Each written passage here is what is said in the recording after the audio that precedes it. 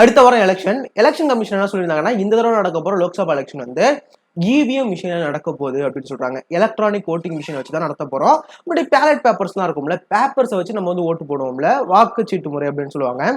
அதை தாண்டி நம்ம வந்து இதுல தான் பண்ண போறோம். 24 வருஷமா இதுல தான் நடத்திட்டு இருக்கோம்.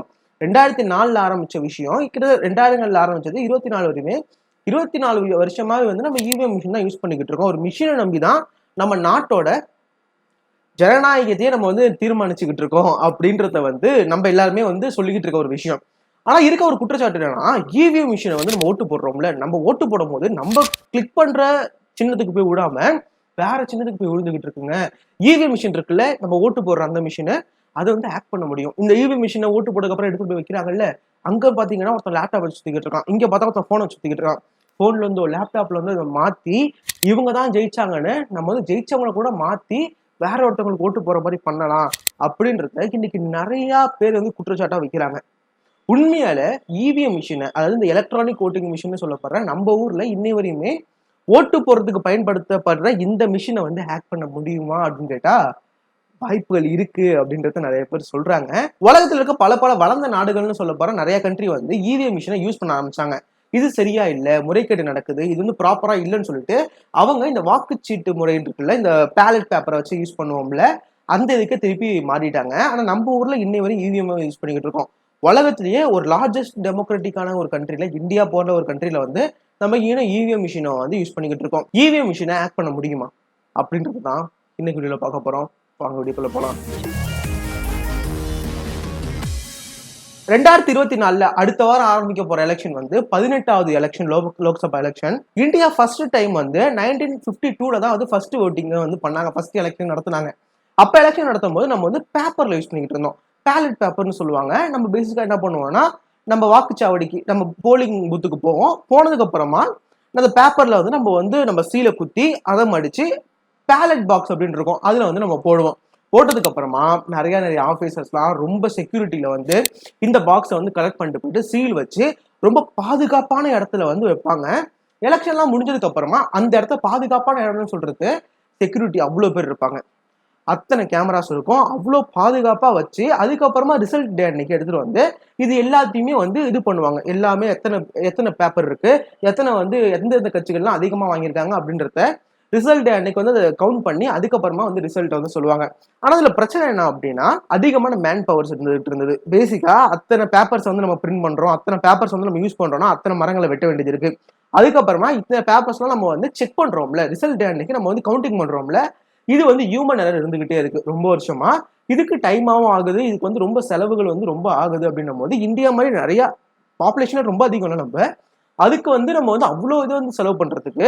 அதுவும் இல்லாம என்ன அப்படின்னா, அந்த டைம்ல பூத் கேப்சர்லாம் நடக்குங்க.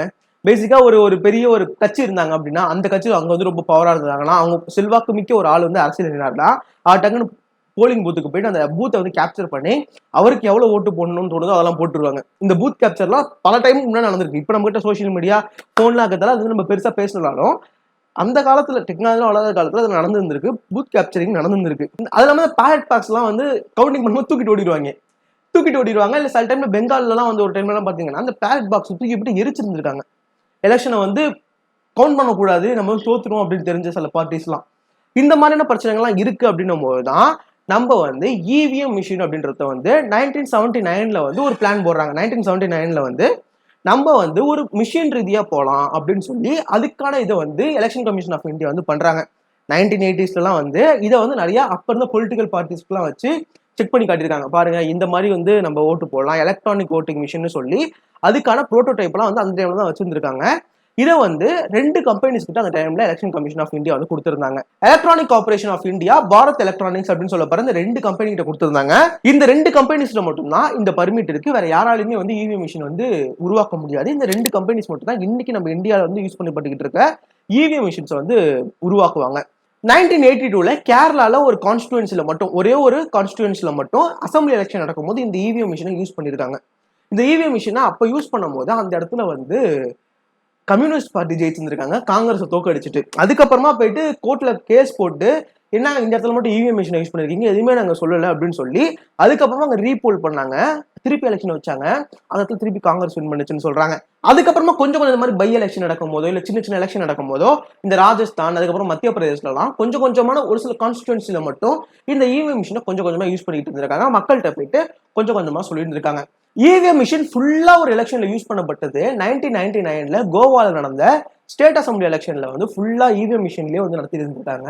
அதுக்கப்புறம் 2004 தான் ஃபர்ஸ்ட் டைம் ஜெனரல் எலெக்ஷனுக்கு இந்தியா ஃபுல்லா நடந்த லோக்சபா எலெக்ஷனுக்கு நம்ம இவிஎம் மிஷினை 2004 தான் ஃபர்ஸ்ட் டைம் யூஸ் பண்ண ஆரம்பிக்கிறோம். ஸோ கிட்டத்தட்ட பாத்தீங்க அப்படின்னா நம்ம இவிஎம் மிஷினை ஒரு 24 வருஷமா வந்து நம்ம இவிஎம் மிஷினை வச்சுதான் எல்லா எலெக்ஷனும் நடத்திட்டு இருக்கோம். ஸ்டேட் அசம்பிளி எலெக்ஷன்ல இருந்து இந்த மாதிரியான நம்ம பார்லிமெண்ட் எலெக்ஷன்ல இருந்து எல்லா எலெக்ஷனுமே இந்த இவிஎம் மிஷினை வச்சுதான் நம்ம பல வருஷமா யூஸ் பண்ணிக்கிட்டு இருக்கோம். ஆனா அதுல பிரச்சனை என்ன, அப்போசிஷன் லீடர்ஸ் எல்லாருமே அப்போசிஷன் பார்ட்டில இருக்க எல்லாருமே வந்து இவிஎம் மிஷின் வந்து முறைகேடு நடக்குது, இதுல வந்து சந்தேகம் இருக்கு அப்படின்றத சொல்றாங்க. இதனால அப்படி சொல்றாங்க. பேசிக்கா இவிஎம் மிஷின்றது எப்படி இருக்கும் 2004 அவங்க வந்து சொல்லும் போது ரெண்டு விஷயம் மட்டும் தான் அதுல இருந்துச்சு. பேலட் யூனிட், கண்ட்ரோல் யூனிட் அப்படின்றது. கண்ட்ரோல் யூனிட்ல வந்து இந்த பிரெசிடிங் ஆஃபீஸர் அதுக்கப்புறமா வந்து இந்த எலெக்ஷன் அந்த பூத்ல இருக்க ஆஃபீஸர் வந்து அதை கண்ட்ரோல் பண்ணுவாங்க. இன்னொரு இடத்துல வந்து பேலட் யூனிட் அப்படின்னு இருக்கும். பேலட் யூனிட்ன்றது வந்து நீங்க பேசிக்கா ஒரு இடத்துல மறைவா வச்சிருப்பாங்க, அந்த இடத்துல தான் நீங்க போய் ஓட்டு போடுவீங்க. கண்ட்ரோல் யூனிட்ல வந்து பிரெசிடிங் ஆஃபீஸர் வந்து நீங்க ஓட்டு போடுறதுக்கான பட்டனை வந்து அழுத்துவாரு. அதுக்கப்புறமா அந்த சிக்னல் வந்து இந்த பேலட் யூனிட்டுக்கு போகும். பேலட் யூனிட்டுக்கு போனதுக்கு அப்புறமா நீங்க வந்து ஓட்டு போட முடியும். ஓட்டு போட்டதுக்கு அப்புறமா நீங்க யாருக்கு ஓட்டு போட்டீங்க அப்படின்ற அந்த டேட்டா வந்து கண்ட்ரோல் யூனிட்ல போய் சேவ் ஆயிடும். ஓகேவா? இது பேசிக்கா 2 டிவைஸ் இருக்கும், ஒன்னு பேலட் யூனிட், இன்னொன்னு கண்ட்ரோல் யூனிட். கண்ட்ரோல் யூனிட்ல தான் போய் சேவ் ஆகும். இதுக்கப்புறமா எலெக்ஷன் முடிஞ்சதுக்கு அப்புறமா க்ளோஸ்னு ஒரு பட்டன் இருக்கும். இந்த கண்ட்ரோல் யூனிட்ல க்ளோஸ் பண்ணிட்டாங்க அப்படின்னா அதுக்கப்புறம் அதுல யாராலுமே ஓட்டு பண்ண முடியாது. அதுக்கப்புறமா செக்யூரிட்டி வந்து அவ்வளவு பாதுகாப்போட அந்த இவிஎம் மிஷின்ஸை வந்து சீல் பண்ணி வச்சு யாராலையுமே ஓப்பன் பண்ண முடியாத அளவுக்கு அதை எடுத்துட்டு போயிட்டு ஒரு இடத்துல சேஃபான இடத்துல வைப்பாங்க. அந்த இடத்த சுத்தி அவ்வளவு செக்யூரிட்டி இருக்கும், அத்தனை கேமராஸ் இருக்கும். அந்த இடத்துக்குள்ள யாரும் போகாத அளவுக்கு வந்து ஒரு விதமான இடத்துல போய் வைப்பாங்க. ரிசல்ட் டேட் அன்னைக்கு வந்து இவிஎம் மிஷின் எடுத்து நம்ம வந்து ரிசல்ட்டை பார்த்தோம் அப்படின்னா 5 நிமிஷத்துல வந்து யாரால வந்து எத்தனை ஓட்டு வாங்கியிருக்காங்க அப்படின்னு தெரியும். முன்னாடி பாத்தீங்க அப்படின்னா அவ்வளவு டைம் எடுத்துக்கிச்சு நமக்கு வந்து ரிசல்ட்டை சொல்றதுக்கு. ஆனா இவிஎம் மிஷின் வந்ததுக்கு அப்புறமா ஒரே கிளிக்ல வந்து எத்தனை பேர் என்னென்ன ஓட்டு வாங்கியிருக்காங்க அப்படின்றது தெரிஞ்சிடும். இதை குறைக்கிறதுக்கு இவிஎம் மிஷின் கொண்டு வந்தாங்க. இதுதான் நம்ம ரொம்ப நாளா வந்து ஃபாலோ பண்ணிக்கிட்டு இருந்தோம். இதுதான் எலெக்ஷன் 2 விஷயமா நடக்கும் இந்தியால. ஒன்னு வந்து பேலட் பேப்பர் வந்து முன்னாடி பயன்படுத்திட்டு இருந்தாங்க, இப்ப இவிஎம் மிஷினுக்கு போயிட்டாங்க. 2004 இருந்து 2009 நடந்த அந்த எலெக்ஷனும் 2014 இப்ப நடக்க போற எலெக்ஷன் எல்லாமே வந்து இந்த இவிஎம் மிஷின் தான் நடந்துகிட்டு இருந்தது. ஆனா இருக்க குற்றச்சாட்டு என்னன்னா அப்போ வந்து பிஜேபி அப்போசிஷன் பார்ட்டியா இருந்தாங்க, அப்ப காங்கிரஸ் வந்து பவர்ல இருந்தாங்க. 2004 2009 தான் அவங்க தான் வின் பண்ணியிருந்தாங்க. 2013 வந்து கோர்ட்ல எல்லாம் இது பண்ணி எங்களுக்கு வந்து நாங்க ஓட்டு போடுறோம், எங்களுக்கு யாருக்கு ஓட்டு போட்டனே தெரியாது. அங்க கண்ட்ரோல் யூனிட்ல வந்து பிரெசிடிங் ஆஃபீஸர் வந்து ஆன் பண்றாரு, நாங்க ஓட்டு போடுறோம், லைட் மட்டும் தான் இது, ஆனா யாருக்கு போய் உழுச்சுன்னு தெரியுமா அப்படின்றத கேக்குறாங்க. அதுக்கப்புறம் தான் election commission of India VVPAT அப்படின்னு சொல்ற ஒரு விஷயத்தை வந்து உருவாக்குறாங்க. இது என்ன அப்படின்னா நீங்க ஓட்டு போட்டதுக்கு அப்புறமா இந்த விவி பேட்ல நீங்க யாருக்கு ஓட்டு போட்டீங்க அப்படின்றத ஒரு 7 செகண்ட் வந்து காட்டும். ஒரு ஸ்லிப் மாதிரி ஓப்பன் ஆகி 7 செகண்ட் வந்து அந்த இடத்துல நீங்க யாருக்கு ஓட்டு போட்டீங்கன்னு காட்டும். அதுக்கப்புறமா 7 செகண்ட்க்கு அப்புறமா அந்த ஸ்லிப் கட் ஆகி உள்ள அந்த விவி பேட்லயே உழுந்துரும். உருவதுல இந்த ஸ்லிப் நம்ம கைக்கு வராது. நல்லா புரிஞ்சுக்கணும். இந்த ஸ்லிப்பை வந்து அதுக்கப்புறமா எடுத்துட்டு போயிட்டு வைக்கும் போது ரிசல்ட் அன்னைக்கு வந்து பார்த்துட்டு இந்த ஸ்லிப்பை வந்து கணக்கு பண்ண மாட்டாங்க. 2 லட்சம் இவிஎம் மிஷின்ஸ்ல வெறும் 20,000 ஸ்லிப்பை மட்டும் தான் வெரிஃபை பண்ணுவாங்க, கிராஸ் வெரிஃபை பண்ணுவாங்க அப்படின்றத சொல்றாங்க. இந்த இவிஎம் மிஷின்ஸ்ல வந்து எத்தனை பேர் ஓட்டு போட்டிருக்காங்கன்றத நம்ம ஈஸியா பாத்துடலாம் அப்படின்னு சொல்லி அதுல தான் பார்ப்பாங்க. இந்த விவி பேட்ல வந்து அந்த பேப்பரை வந்து வெரிஃபை பண்ண மாட்டாங்க அப்படின்றது தான் நிதர்சனமான உண்மை. பண்ணுவாங்க, ஆனா மொத்தமா பண்ண மாட்டாங்க. இதுதான் இந்தியாவில் நடக்கிற ஒரு ப்ராசஸ். ஓகேவா? இதுல எங்க பிரச்சனை வருது? எலெக்ஷன் கமிஷன் ஆஃப் இந்தியா வந்து இந்த 2 பேருக்கு தராங்கல்ல, ஒரு 2 கம்பெனிஸ் தராங்கல்ல, இந்த கம்பெனில வந்து அதிகமான ஆட்கள் வந்து ஒரு ரூலிங் பார்ட்டியை சேர்ந்த ஒரு பார்ட்டி சார்பில் இருக்காங்க அப்படின்றது தெரியுது. இது மாதிரி இது பண்ண முடியுமா, எலெக்ஷன் ரிசல்ட் நான் ஓட்டு போடுறத வந்து வேற ஒருக்கு மாற்ற முடியுமான்னு கேட்டா இந்த இவிஎம் சேஃபா அப்படின்னு கேட்டீங்கன்னா எலெக்ஷன் கமிஷன் ஆஃப் இந்தியா உங்ககிட்ட ப்ராமிஸ் பண்றது என்ன அப்படின்னா இவிஎம் மிஷினை ஆக்ட் பண்ண முடியாது. ஏன் முடியாதுன்னா இவிஎம் மிஷின்ல பெருசா வந்து இந்த மாதிரி ஒய்ஃபை சிக்னலோ ப்ளூடூத் சிக்னலோ இந்த மாதிரி ரிசீவரோ எதுவுமே வெளில போற மாதிரி எதுவுமே நாங்க வைக்கல. யாராலையுமே வந்து மொபைல்லயோ இல்ல ஒரு விதமான லேப்டாப்லயோ வச்சு நம்ம படங்கள்லாம் பாக்குறோம்னா டக்கு டக்குன்னு கோடிங்லாம் போட்டு ஆக்ட் பண்ணுவாங்கல்ல, அது மாதிரி இதுல பண்ண முடியாது அப்படின்னு சொல்றாங்க. பேசிக்கா இவங்க வந்து இந்த இவிஎம் மிஷின்ஸ்ல பேட்டரி யூஸ் பண்றாங்க. நம்ம வீட்டுல வந்து ஒயர் போட்டு நம்ம பிளக்ல சொருவி நம்ம வந்து ஆன் பண்ணுவோம்ல, அது மாதிரி இவிஎம் மிஷின்ஸ் ஒர்க் ஆகுறது கிடையாது. இந்த மாதிரி பேட்டரி போட்டு தான் ஒர்க் ஆகிட்டு இருக்கு. ஏன் அப்படின்னா நாங்க இந்த மாதிரி கனெக்டிங் கூட நாங்க வந்து இதுல பண்ண மாட்டோம். பேசிக்கா நாங்க பேட்டரி போட்டு இது பண்ணுவோம். அது நடந்ததுக்கு அப்புறமா எடுத்துட்டு போய் நாங்க வச்சிருக்கோம். ஆனா இதை யாருமே அவ்வளவு சீக்கிரத்துக்கு ஆக்ட் பண்ண முடியாது அப்படின்றத சொல்றாங்க. இது அவ்வளவு செக்யூர் ஆனது அப்படின்றத எலெக்ஷன் கமிஷன் ஆஃப் இந்தியா சொல்றாங்க. முன்னாடி நான் சொன்னேன்ல பூத் கேப்சரிங் நடக்கும் அப்படின்றது, இந்த இவிஎம்ல அது பெருசா நடக்காதுங்க. ஏன் அப்படின்னா ஒரு நிமிஷத்துக்கு உங்களால 5 ஓட்டு தான் போட முடியும். ஆனா அந்த பேலட் பேப்பர்ல நம்ம யூஸ் பண்ணும்போது எத்தனை வேணா குத்தி குத்தி நீங்க வந்து பேலட் பாக்ஸ் வந்து போட்டு போயிடலாம். இந்த மாதிரி பூத் கேப்சர் நடக்கும்போது ஒரு நிமிஷத்துக்கு 5 ஓட்டு தான் நீங்க போட முடியும் போது அதிகமான செக்யூரிட்டி எல்லாம் உள்ள வந்து டக்குன்னு அந்த பூத்தை வந்து ரீகேப்சர் பண்ணி திருப்பி வந்து ஓட்டிங்க திருப்பி நடத்தலாம். அதனால வந்து இவிஎம் மிஷின்ஸ்ல ஒரு டைமுக்கு ஒரு நிமிஷத்துக்கு 5 ஓட்டு மட்டும் தான் போட முடியும் அப்படின்றதெல்லாம் கொண்டு வந்தாங்க. இது வந்து அவ்வளவு சேஃபா இருக்கும் அப்படின்றத சொல்றாங்க. இப்ப எதிர்கட்சிகள் வைக்கிற வாதம் என்ன அப்படின்னா, இந்த இவிஎம் மிஷின் ஒரு ஆள்கிட்ட 5 நிமிஷம் கிடைச்சா போதும், 5 நிமிஷம் கிடைச்சா போதும் அதை மாற்ற முடியும்.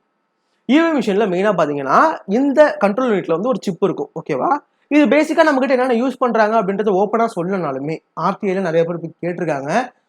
ரைட் டு இன்ஃபர்மேஷன் ஆக்ட்ல வந்து அதுலலாம் நிறைய பேர் கேட்டிருக்காங்க, எங்களுக்கு வந்து ப்ராப்பரா கொடுங்க அப்படின்னு சொல்லும்போது இவிஎம் வந்து பத்தி எலெக்ஷன் கமிஷன் ஆஃப் இந்தியா வந்து ஓப்பனா எந்த மாதிரி கோடிங் யூஸ் பண்றாங்க, சோர்ஸ் கோடு என்ன அப்படின்றது வெளிப்படையா சொல்லல. இதை நம்ம பின்னாடி பார்ப்போம். இப்ப பேசிக்கா இதுல இருக்க ஒரு சிப்ல தான் போயிட்டு நம்ம ஓட்டு போடுற எல்லாமே சேவ் ஆகும். ஒரு 5 நிமிஷத்துக்கு ஒரு ஆல்ட் அது கிடைக்குது அப்படின்னா அவங்களால அந்த சிப்பை மாற்ற முடிஞ்சதுன்னா, இல்ல இந்த டிஸ்பிளேல காட்டுதுல, டிஸ்பிளேல இத்தனை பேர் இத்தனை ஓட்டு வாங்கியிருக்காங்க அப்படின்றது தெரியுதுல, அந்த டிஸ்பிளேவை யாராச்சும் மாத்திருந்தாங்கன்னா ஒரு ஆளால வந்து லேப்டாப்லயோ கம்ப்யூட்டர்லயோ ஒரு ப்ளூடூத்தை வச்சு நம்ம வந்து கனெக்ட் பண்ண முடியும் அப்படின்றத சொல்றாங்க. இவிஎம் மிஷினை இன்னும் எதிர்க்கிறதுக்கு காரணம் என்ன அப்படின்னா, நம்ம நாட்டோட ஜனநாயகம், நம்ம நாட்டோட எதிர்காலமே ஒரு கோடிங்ல ஒரு டெக்னாலஜியை நம்பி ஒரு மிஷினை நம்பி ஓடிக்கிட்டு இருக்கு அப்படின்றது தான் எனக்கு குற்றச்சாட்டு. ஏன் அப்படின்னா உலகத்துல இருக்க பல கண்ட்ரி கிட்டத்தட்ட 120 கண்ட்ரிக்கு மேல வந்து டெமோக்ரஸியை ஃபாலோ பண்ணிட்டு இருக்காங்க. ஆனா வெறும் 25 கண்ட்ரிஸ் மட்டும் தான் இவிஎம் மிஷினை இன்னும் யூஸ் பண்ணிக்கிட்டு இருக்காங்க. பெரிய வளர்ந்த நாடுகள்லாம், அமெரிக்கா மாதிரியான நாடுகள்லாம் வந்து இட்டாலி, இங்கிலாந்து இந்த மாதிரி நாடுகள் கூட இவிஎம் யூஸ் பண்ணியிருந்திருக்காங்க. யூஸ் பண்ணதுக்கு அப்புறமா அது செட் ஆகல, அது வந்து கரெக்டா இல்லைன்னு சொல்லிட்டு முன்னாடி யூஸ் பண்ணிட்டு இருந்த பேலட் பேப்பர்ஸுக்கு மாறிட்டாங்க இப்ப இருக்க எல்லாருமே. ஆஸ்திரேலியா மாதிரியான கண்ட்ரிஸ்லாம் இன்னமும் இவிஎம் மிஷின் வந்து யூஸ் பண்ணிட்டு இருக்காங்க. ஆனா அவங்க கோடிங்க வந்து அந்த கோட் இருக்குல்ல, சோர்ஸ் கோட ஓப்பனா விட்டுருக்காங்க. ஓப்பன் சோர்ஸ் கோட்ல விட்டுருக்காங்க. பேசிக்கா அது வந்து எல்லாருமே அதை பார்த்துக்க முடியும். ஓப்பன் சோர்ஸ் கோட்ல இருக்கணும்னா ஏன் சோர்ஸ் கோட் வந்து எல்லாருக்குமே தெரியணும் அப்படின்னா, நீங்களும் நானும் மனுஷன்றதோட இந்தியாவோட சிட்டிசன், இந்த நாட்டோட ஒரு குடியுரிமை பெற்ற ஒரு மனிதர்கள். ஓகேவா, நிறைய பேருக்கு வந்து இந்த கோடிங்ல நாலேஜ் இருக்கும். அவங்க அந்த கோடிங்கை வாட்ச் பண்ணிக்கிட்டே இருப்பாங்க. பார்த்துக்கிட்டே இருக்கும்போது எங்கேயாவது ஒரு இடத்துல வந்து இந்த கோடிங்ல பிரச்சனை இருந்ததுன்னா இது வெளில இருக்கும்போது நம்ம ஈஸியா பார்த்து அதை வந்து கம்ப்ளைண்ட் பண்ணி அதை மாத்திர முடியும். ஆஸ்திரேலியா மாதிரியான கண்ட்ரில ஓப்பன் சோர்ஸ் கோடு இருக்கு. அவங்க வந்து ஏதாவது ஒரு பிரச்சனை இருக்குன்னா அதை டெவலப் பண்ணிக்கிட்டே இருப்பாங்க. பேசிக்கா இதுல ஒரு பிரச்சனை கண்டுபிடிக்கப்பட்டிருக்குன்னா அதை டெவலப் பண்ணுவாங்க, அதை மாத்திக்கிட்டே இருப்பாங்க, அது எவால்வ் ஆகிட்டே இருக்கும், அது இன்னமும் ஸ்ட்ராங்கா மாத்த ட்ரை பண்ணுவாங்க. ஆனா இந்தியா மாதிரியான ஒரு கண்ட்ரில இன்னமும் நம்ம சோர்ஸ் கூட ஓப்பனா ரிலீஸ் பண்ணல. என்ன இதை நம்ம யூஸ் பண்ணிக்கிட்டு இருக்கோன்றது கூட நம்ம இன்னும் யாருக்குமே தெரியாது. நிறைய பேருக்கு அது வெளியிடாமே இருந்தாங்க. ஏன் அப்படின்னா இந்தியா நம்ம வந்து நிறைய கண்ட்ரிஸ்க்கு பக்கம் இருக்க நேபாள் இந்த மாதிரி கண்ட்ரிஸ்க்குலாம் இவிஎம் மிஷின் வந்து சப்ளை பண்ணிக்கிட்டு இருக்கோம். அப்படின்னும் போது அதுல பயந்து பண்றாங்கன்னு தெரியல. பேசிக்கா அவங்கள்ட்ட சொல்றது என்னன்னா, இவிஎம் மிஷினை ஆக்ட் பண்ண முடியுமா? நம்ம படங்கள்ல எல்லாம் பாக்குறோம், டக்கு டக்குன்னு கோடிங்ஸ் எல்லாம் வரும், அதை வச்சு டக்கு டக்குன்னு லேப்டாப்பை போட்டு ஆக்ட் பண்ணுவாங்களே, அந்த மாதிரி பண்ண முடியுமான்னு கேட்டா அந்த மாதிரி வாய்ப்புகள் இல்லை. அது எலெக்ஷன் கமிஷன் ஆஃப் இந்தியாவும் சொல்றாங்க, இவிஎம் மிஷின் அப்படி ஆக்ட் பண்ணவே முடியாது. அதுக்காக தான் அவங்க வந்து பேட்டரிஸ் யூஸ் பண்றாங்க. எந்த ஒரு ரிசீவர் மாதிரியான இந்த மாதிரி ஒயர்லெஸ் ரிசீவர் மாதிரி வெளில இருந்து ஆக்ட் பண்ற மாதிரியான எந்த ஒரு விஷயமுமே வந்து இவிஎம் மிஷின்ல கிடையாது.